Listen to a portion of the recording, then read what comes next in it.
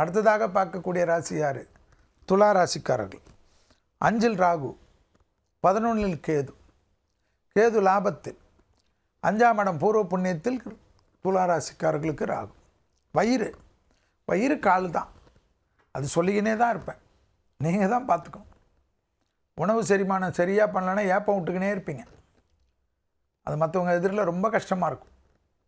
நல்ல ஆயுர்வேதிக் டாக்டரெல்லாம் பார்த்துருங்க, அதெல்லாம் தீர்த்துருங்க. சாதாரண விஷயம், கரெக்டாக செஞ்சால் சரியாயிடும். சனி ஏற்கனவே ரொம்ப அற்புதமாக இருக்க போகிறார், 2.5 வருஷம்னு சொன்னேன். பூர்வ புண்ணிய ஸ்தானத்து வேறு குரு பார்க்க போகிறார், அந்த இடத்துல ராகு இருக்குது. பிள்ளைங்கள் விஷயத்தில் மட்டும் கோபதாபம் வேண்டாம், மற்றபடி எல்லாமே நல்லாயிருக்கும். புத்திர சந்தானம் ராகு 5 இருந்தாலும் வருமா.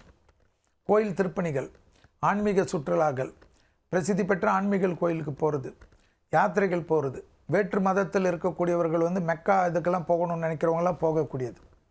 ஏன்னா எல்லா ராசியிலையும் எல்லா கம்யூனிட்டியும் சார்ந்தவர்கள் இருப்பார்கள். பெரிய அனுகூலம். ஜெருசலேம் போகிறது, துலா ராசியில் இருக்கக்கூடிய கிறிஸ்துவர்களுக்கு இதெல்லாம் நடக்குமா? ஆச்சரியமாக இருக்கும்.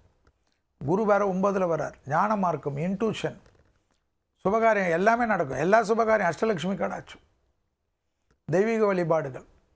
வீட்டில் ரொம்ப நாளாக தங்கத்தில் ஏதாவது ஒரு தெய்வ காரியங்கள், தெய்வத்தினுடைய உருவத்தை வாங்கணும்னு நினைப்பீங்க, வெளியில் வாங்கணும்னு நினைப்பீங்க.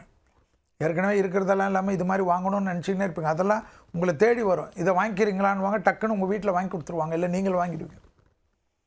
அபிராமி அந்த அதில் 40, 59, 75 மட்டும் படிக்கணும். யார் படிக்கணும்? துலா ராசிக்காரர்கள் படிக்கணும். அதே போல் திருக்கடையூர் போயிட்டு வந்துடணும். ஏன்னா அமிர்த கடேஸ்வரரை பார்க்குற மாதிரி அபிராமியை பார்த்துட்டு காலசமாரமூர்த்தியை பார்த்துட்டு வந்துடணும். திருக்கடையூரில் விநாயகர் இருப்பார், அவரை பார்த்துட்டு தான் இவங்களெல்லாம் பார்க்கணும். எல்லா லெவலையும் அனுகூலம் இருக்கும். அந்த விநாயகரை திருக்கடையூரில் பார்த்துட்டு மற்றதெல்லாம் பாருங்கள், வேறு லெவலுக்கு வரும். திருக்கடையூரில் உட்காந்து அபிராமி அந்தாதி 40, 59, 75 11 முறை கோயிலில் எங்கேயாவது ஒரு ஓரமாக உட்காந்து சொல்லுங்கள். சொல்கிறச்ச ஃபோனை நோண்டாதீங்க.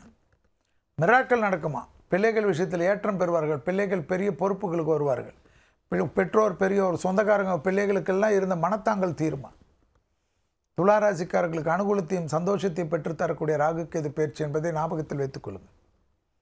சனி ஏற்கனவே அனுகூலம், குரு ஏற்கனவே அனுகூலம். இதோட ஒரு நல்ல விஷயம் நடக்குமா? ரொம்ப நாளாக குழந்தை பெற்றுக்கலாம், அது பெற்றுக்கலாம் தள்ளி போட்டுருந்தால் இந்த வாட்டி பெற்றுக்குங்க. அஷ்டலட்சுமி கடாட்சத்துடன் வரும். அது குடும்பத்துக்கே பேரும் புகழும் கிடைக்கும்.